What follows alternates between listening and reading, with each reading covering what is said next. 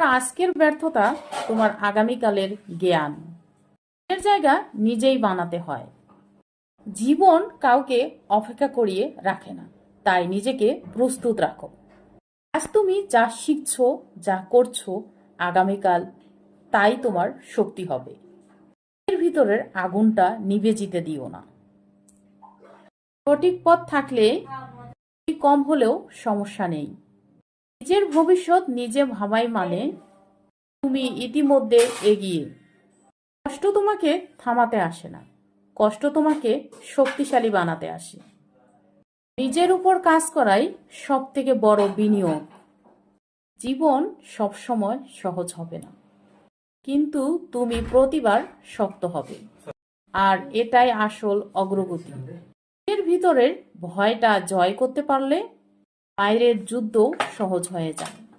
আজ তুমি যা সহ্য করছো, এটাই তোমার ভিত্তিটা শক্ত করছে।